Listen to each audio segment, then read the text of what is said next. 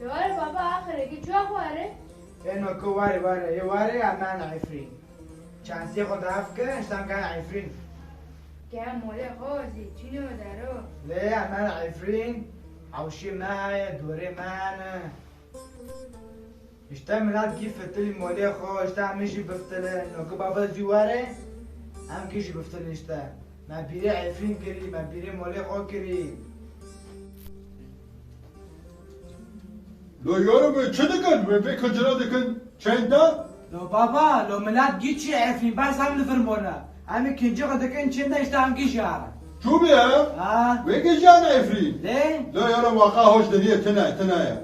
لا عفرین ما عفرین لا آخ یارم آخ حالا جیتی بدل اجوار مسئله خبر دن نه عفرین ما لا یارم آخ من دکو رو ببه همه بفتلن عفرینی خو تیری قنا وکی مراد به آخ یارم آر ببه کذا بکتی آخ یارم الخو قيمة عفينا من أبينا من جانوش آخ یارم چه دبه و چنا بل عفرین لو بابا لو خیره شوی تشت نبه لا یارم اکه چه خبر دم و اکه چه خبر ندم لا آخ آر ببی کذا بکتی آر ببرد کبه دو 3 سال نحر نسویره دبه 6-7 سال نعفرین چیه ما دگو روگ ببه عفرینی بفتره امه هر سر آخه خو مال خو بد داره خو ارتا عوشا خو لا یارم آخ ای اکه لا یارم تشتک سر هوا نمو تشتک به سر هوا نمویه لا صورته حوشش مرا شاندن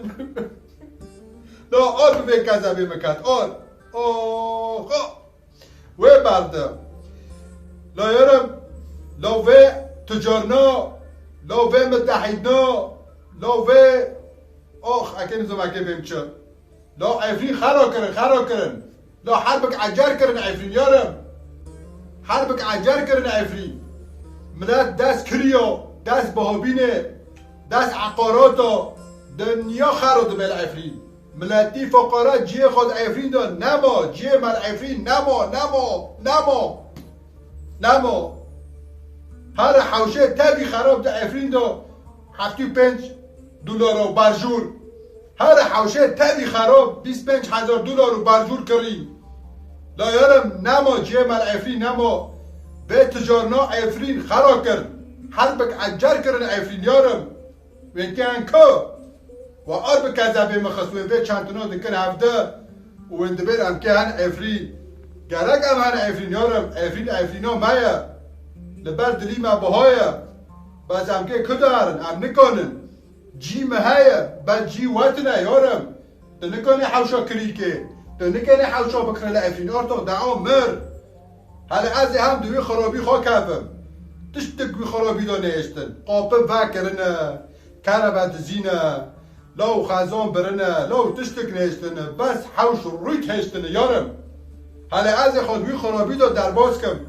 بس تو جنه خواه قشکه خواه وینه کانه بند بی خرابی دا درباز کم وینه مجبور وینه حوشا کری کن